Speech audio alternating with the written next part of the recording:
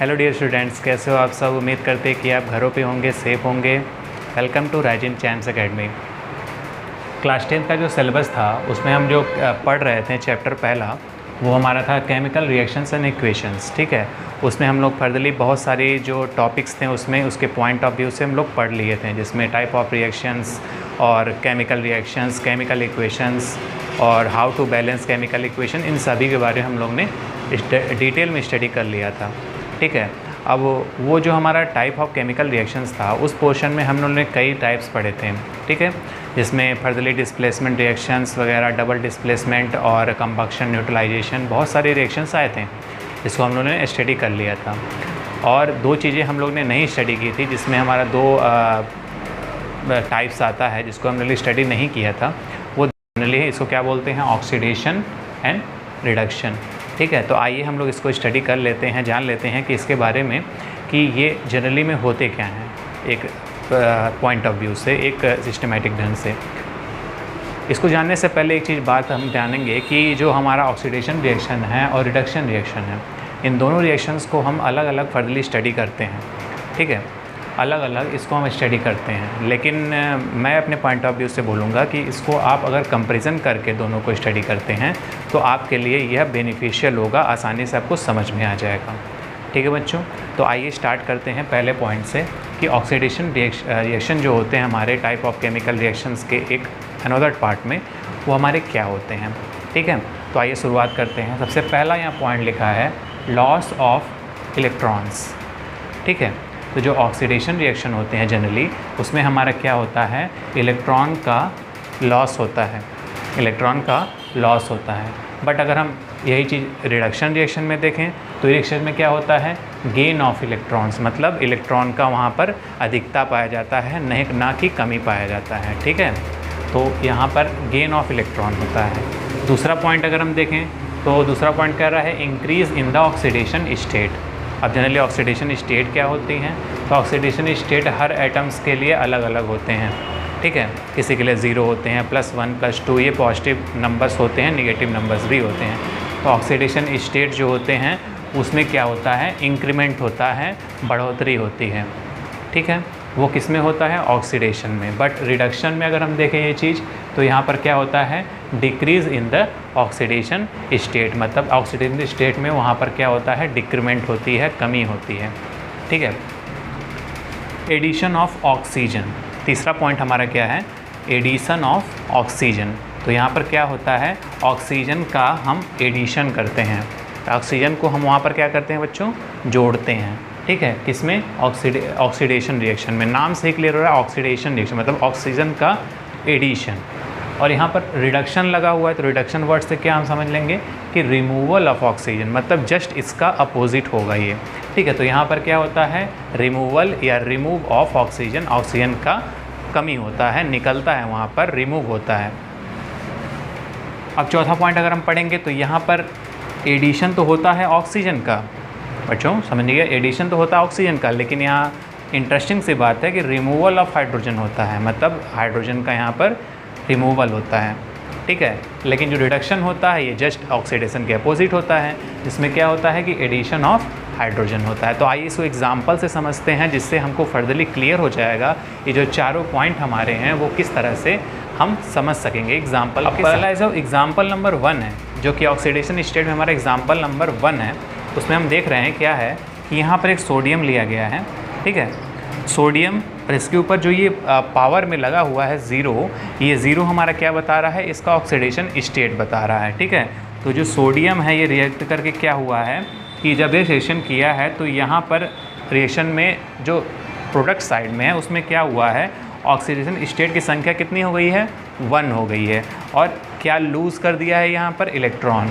तो यहाँ से पहले वाले एग्जांपल से कंफर्म हो जा रहा है कि लॉस ऑफ इलेक्ट्रॉन हो रहा है, लॉस ऑफ इलेक्ट्रॉन हो रहा है, और साथ ही साथ यहाँ पर ऑक्सीडेशन स्टेट में इंक्रीमेंट हो रही है। ठीक है, ऑक्सीडेशन स्टेट में इंक्रीमेंट हो रही है। ठीक है, बट अगर रिडक्शन की बात करें, रिडक्शन वाले प्रोसेस में देखें तो इसमें क्या हो रहा है कि यहाँ पर देखिए क्लोरीन है और प्लस इलेक्ट्रॉन है, एक साथ है दोनों। ठीक है, तो यहाँ पर दोनों एक साथ हैं, तो यहाँ पर क्या हुआ है कि यहाँ पर जो इलेक्ट्रॉन है वो लूज़ नहीं किया है, वो क्या हुआ है कि इससे मिल करके इलेक्ट्रॉन गेन कर गया है, ठीक है, इलेक्ट्रॉन जो है वो बढ़ गया है, ठीक है। तो यहाँ पर क्लोरीन का जो ऑक्सीडेशन स्टेट था वो कितना था, 0 था, लेकिन जब एडिशन ऑफ इलेक्ट्रॉन हुआ तो क्या हो गया कि क्लोरीन के जो ऑक्सीडेशन स्टेट है उसमें क्या हो गया, डिक्रीमेंट हो गया, कमी हो गई, मतलब 0 से -1 चला गया, ठीक है बच्चों। तो यहाँ से आपको ये चीज़ क्लियर हो रही होगी कि हमारा जो एग्जाम्पल नंबर 1 है, इसमें पता चलता है कि हमारा एडिशन ऑफ क्या हो रहा है, एडिशन ऑफ यहाँ पर क्या हो रहा है बच्चों, इलेक्ट्रॉन हो रहा है, गेन ऑफ इलेक्ट्रॉन हो रहा है, बट हमारा जो ऑक्सीडेशन स्टेट है वो क्या हो रहा है, डिक्रीज़ हो रहा है, ठीक है बच्चों। तो दूसरा वाला एग्जाम्पल देखेंगे तो यहाँ पर क्या लिखा हुआ है, सल्फ़र डाइऑक्साइड लिया गया है SO2 और उसको फर्दरली किससे रिएक्ट कराया गया है, ऑक्सीजन से, ठीक है। तो ये बनाया क्या है, SO3, ठीक है, तो SO3 बनाया है। तो आप एक चीज़ यहाँ पर देखेंगे कि जो ऑक्सीजन का यहाँ पर ऐड हुआ है तो एडिशन ऑफ ऑक्सीजन, ठीक है। तो एडिशन ऑफ ऑक्सीजन मतलब यहाँ पर क्या होता है, एडिशन ऑफ ऑक्सीजन मतलब किसी रिएक्शन में अगर हम ऑक्सीजन ऐड करते हैं तो एडिशन ऑफ ऑक्सीजन होता है, ठीक है। तो ऑक्सीजन का एडिशन हुआ तो हमारा ये क्या मिल गया, सल्फ़र डाइऑक्साइड मिल गया, SO3 मिल गया यहाँ पर, ठीक है। लेकिन अगर हम रिडक्शन की बात करें तो रिडक्शन में देखिएगा कि यहाँ पर जो ऑक्सीजन है यहाँ पर पहले से अटैच नहीं है इस कंडीशन में। इस कंडीशन में क्या है कि हमारा रिमूव हो गया है ऑक्सीजन, ठीक है। रिएक्शन के बाद जब प्रोडक्ट बना है तो यहाँ पर हमारा क्या हुआ है, ऑक्सीजन जो है हमारा रिमूव हो गया है, जैसा कि आप यहाँ पर देख सकते हैं, ठीक है। तो ये हमारा जो 2 एग्जाम्पल्स हैं ये सारे हमारे ऑक्सीडेशन रिडक्शंस के एग्जाम्पल्स हैं, ठीक है। अब तीसरा वाला जो एग्जाम्पल है ये क्यों दिया गया है बच्चों, ये भी आप लोग देख लीजिए ध्यान से कि हमारा जो लास्ट वाला एग्जाम्पल है इसमें क्या हुआ है कि NH3 यहाँ पर लिया गया है, अमोनिया लिया गया है, इसका जब रिएक्शन कराया गया है तो ये 2 पार्ट्स में टूटा है, N2 और 3H2।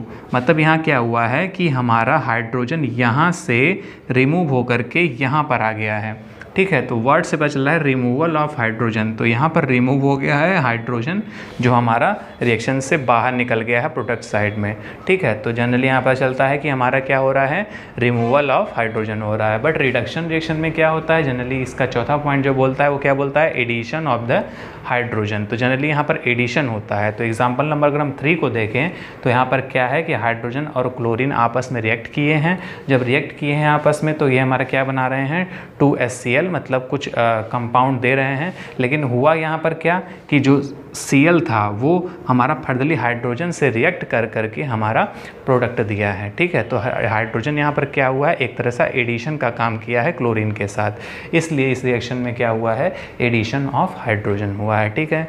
तो ये हमारा एक फर्दरली जो है डिफरेंस होता है ऑक्सीडेशन और रिडक्शन रिएक्शन में। इसको बच्चों आप लोग नोट कर लीजिएगा, ठीक है। इसको नोट करते जाइएगा कि जो ये 4 पॉइंट्स है ये हमारे लिए मेन महत्वपूर्ण पॉइंट्स हैं इसके, ठीक है। ये हमारे जो 4 पॉइंट्स हैं ये हमारे लिए महत्वपूर्ण हैं ऑक्सीडेशन और रिडक्शन रिएक्शंस के, ठीक है। इसमें जो 3 एग्जाम्पल्स हैं इसको आप अलग से लिखिएगा, आप समझिएगा, ठीक है। और तो आइए बच्चों जान लेते हैं कि जो हमारा ये ऑक्सीडेशन रिडक्शन है ये हमारा जो चैप्टर का पोर्शन था ऑक्सीडेशन रिडक्शन, इसके अलावा जो हमारे 2 पोर्शन जो हमारे लास्ट पोर्शन होंगे, लास्ट 2 डिफिनीशंस होंगे जिसके बारे में हम लोग जान लेते हैं। उसके बारे में स्मॉल स्टडी करनी है हम लोग को, स्मॉल बातें जाननी है, उसकी थोड़ी सी बातें जाननी है कि वो होते क्या हैं, ठीक है। तो 2 पॉइंट्स हैं जिनको हम बोलेंगे कोरोजन और एक को बोलेंगे रेजिडिटी, दोनों को हम जान लेंगे, वो हमारा चैप्टर का लास्ट पॉइंट होगा। इसके अलावा जो चैप्टर है उसमें क्वेश्चंस वगैरह न्यूमेरिकल्स वगैरह आएंगे जिसको मैं आपको नेक्स्ट क्लास में दे सकूँगा, ठीक है। लेकिन आप ये 2 पहले जो डिफिनीशंस हैं इसको जान लीजिए कि क्या होते हैं एग्जैक्टली, इनको क्या कहते हैं, ठीक है बच्चों। तो आइए शुरू करते हैं।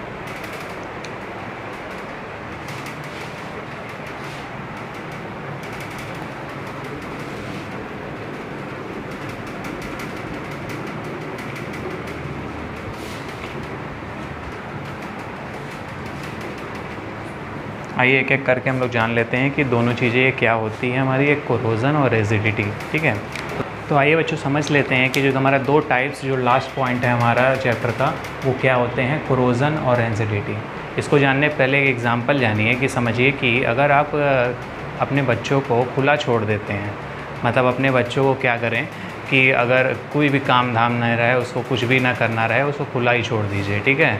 तो वो अपने मन की करेगा, अपने मन से कुछ खाएगा पिएगा, दोस्तों के साथ घूमेगा, सब कुछ करेगा, ठीक है। उसका दिमाग नहीं लगेगा, मतलब कि इस चीज़ पे हम फोकस कर लें, वो अलग अलग जगह पर जा कर के अलग अलग काम करेगा, बस परेशान करेगा। ठीक है, मतलब उसमें क्या हो रही हैं कि कमियां आनी शुरू हो रही हैं, मतलब उसको खुला छोड़ देने पर उसमें कमियां आनी शुरू हो रही हैं। ठीक है, तो जैसे कि आप देख रहे हैं वर्ड से नाम है कोरोजन और रेंजिडिटी। ये दोनों वर्ड्स जो होते हैं एक तरह के क्या काम करते हैं, एक्सपोज करते हैं। एक्सपोज करते हैं का मतलब ये क्या होते हैं, जनरली खुला छोड़ देने पर इसमें कमियां आने लगती हैं, यह एक्सपोज हो जाते हैं, ख़राब होने लगते हैं। अगर हम डिफिनीशंस की बात करें तो डिफिनीशंस को पढ़ते हुए हम समझते हैं कि कोरोजन का मतलब क्या होता है। जनरली कोरोजन क्या होते हैं कि एक ऐसी प्रक्रिया होती है जिसमें हमारा कोई भी अगर मेटल लिया जाता है, कोई भी हम पदार्थ इस तरह का लेते हैं मतलब इस तरह का पदार्थ हो कि वह मेटल हो, ठीक है, मेटल हो, कोई धातु हो, तो when a metal is exposed to moisture, air, water, मतलब अगर कोई भी मेटल है अगर हम उसको एक्सपोज कर दें, एक्सपोज मतलब खुला छोड़ दें, कोई उसको मतलब फ्री ऑफ माइंड कर दे, फ्री ऑफ उसको एकदम दुनिया से एकदम अलग छोड़ दें, उसको कहीं बाहर रख दें। अब उसके बाद लिखा हुआ है expose to the moisture, moisture में रख दें या एयर मतलब हवा में रख दें या खुला हवा में छोड़ दें या पानी के अंदर डाल दें। ठीक है, तो इन तीनों या चारों कंडीशंस करने पर जो भी चीज़ें हम यहाँ पर करेंगे तो इनसे क्या होगा कि उसमें एसिड्स भी एक कैटेगरी है, एसिड्स में भी डाल दें तो फॉर द सम टाइम, कुछ समय के बाद उसमें क्या होगा कि हमारा क्या होगा, a layer of oxide is formed. तो उसमें क्या होगा कि ऑक्साइड का एक लेयर फॉर्म हो जाएगा, और ऑक्साइड का लेयर फॉर्म हो जाने का मतलब क्या हुआ कि उस पर फर्दली क्या लगना स्टार्ट हो जाएगा बच्चों, जंग लगना स्टार्ट हो जाएगा। जैसा कि आप देखोगे कि जो हम अगर हम कोई लोहा या कोई गेट वगैरह देखते हैं तो उनमें क्या होता है फर्दरली उन पे कभी कभी जब स्टार्टिंग में होते हैं तो नए नए पेंट वगैरह लगे होते हैं, अच्छे से रहते हैं, लेकिन कुछ समय बाद धीरे धीरे उसमें क्या होता है चेंजेस आने लगते हैं। क्यों चेंज आने लगते हैं? क्योंकि वो हम मॉइस्चर एब्जॉर्ब करने लगता है, एयर का उस पर इफ़ेक्ट पड़ता है और कुछ बारिश वारिश की वजह से भी उस पर इफ़ेक्ट पड़ने लगता है और साथ में साथ एसिड का भी उस पर इफ़ेक्ट पड़ने लगता है। तो इन चारों इफ़ेक्ट्स के कारण ही उस पे ऑक्साइड का फॉर्मेशन होता है जिससे उन पे जंग लगना स्टार्ट हो जाते हैं। जैसा कि और अगर आप लोहे के छड़ वगैरह देखे होंगे, लोहे के छड़ वगैरह, तो उन पे भी फर्दरली जंग लग जाती है। ठीक है, तो ये जो हमारा प्रोसेस होता है इसको कहते हैं फर्दरली कोरोजन कहते हैं। A layer of oxide is formed which weaken the metal. तो वो हमारे क्या करता है, ऑक्साइड का लेयर जैसे ही फॉर्म होता है तो हमारे वो मेटल को क्या करने लगता है, फर्दरली वीक करने लगता है। Hence metal said to be corroded, मतलब इससे हम कहते हैं कि जो हमारा मेटल है, जो हमारा धातु है वो कोरोड हो गया है, मतलब उसमें जंग लग गया है। And this whole process is called corrosion. और जो पूरा प्रोसेस होता है इस प्रोसेस को हम लोग क्या कहते हैं, कोरोजन कहते हैं।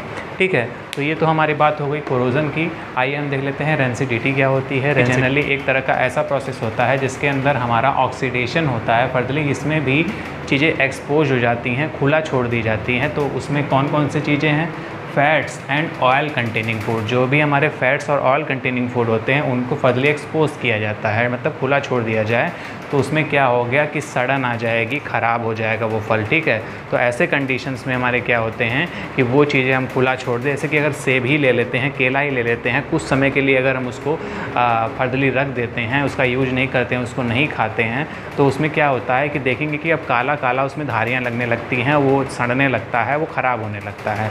चाहे आप कोई भी जो फ्रूट्स यूज करते हैं, एप्पल हो गए, वेजिटेबल्स उसमें बनानास हो गए या जैक फ्रूट्स हो गए, कुछ भी ऐसा लिया जाए, मतलब जिसको हम खुला अगर छोड़ देते हैं, अगर रख देते हैं फ्रीज़ में ना रख करके उसको हम लोग पूरा ऐसे रख देते हैं, तो उस कंडीशन में क्या होता है कि वो चीज़ सड़ने लगती है। ठीक है, तो ऐसा कंडीशन जो होता है वो हमारा किसका होता है, रेंसिडिटी का। ठीक है, it lead to the bad smell, मतलब ये बहुत गंदा महकने लगते हैं, इनका जो स्मेल होता है वो बहुत गंदा हो जाता है। And bad taste to the food, और जो हमारा फूड होता है ख़राब स्मेल करने के कारण भी ख़राब हो जाता है। ठीक है, जैसे जैसे उसमें वो एक्सपोज हो जाता है तो हमारा क्या होता है कि हमारा वह बैड स्मेल करने लगता है और साथ ही साथ जो हमें उसका जो हमारा टेस्ट होता है वो भी हमारा धीरे धीरे क्या होने लगता है, जो बच्चों क्या होने लगता है, उसका बैड होने लगता है। ठीक है। तो ये हमारा कंडीशन जो होता है वो रेंसिडिटी का कंडीशन होता है, ठीक है। अब इसमें देखिए 2 पैकेट बना हुआ है, ये एक अंकल चिप्स का पैकेट है जो आप लोग बाज़ार में 5 रुपये में, 10 रुपये में, 15 रुपये में जो खाते हैं वही वाला, और यहाँ टेढ़े मेढ़े जो बच्चों की खा भी पसंद है, ठीक है। तो ये जनरल से एग्जांपल लेकर के चले हैं, तो समझिएगा कि इस दोनों एग्जांपल को मैंने क्यों लिया है यहाँ पर, क्योंकि जो हमारे ये अंकल चिप्स होते हैं इनको इन चीज़ से बचाने के लिए हम लोग क्या करते हैं कि ये हम बाज़ार में जब भी मिलते हैं हमारे, तो इसमें पर्दली पहले से ही हवा भरी रहती है, ठीक है। पहले से ही इसमें हवा भरी रहती है और थोड़ा सा चिप्स रहता है, ठीक है। तो चिप्स तो अपना लिमिट मात्रा में है, लेकिन जो गैस भरी रहती है इन दोनों में अगर बात करें, तो दोनों में अगर हम बात करें तो नाइट्रोजन गैस उसमें भरी रहती है फर्दली, जिससे यह हमारे चिप्स जो है वह एक्सपोज नहीं हो पाते हैं, ख़राब नहीं हो पाते हैं और आसानी से हम इनको खाते हैं मज़ेदार तरीके से, ठीक है। तो आज के लिए इतना ही रखते हैं बच्चों, ये चैप्टर हमारा ओवर होता है। नेक्स्ट चैप्टर जो हमारा होगा वो एसिड, बेसिस एंड साल्ट होगा। नेक्स्ट क्लास में हम उसको जानेंगे कि किस तरह से हम उसको फर्दरली एक चैप्टर वाइज किस तरह से पोर्शंस को हम लोग स्टडी करेंगे, ठीक है बच्चों।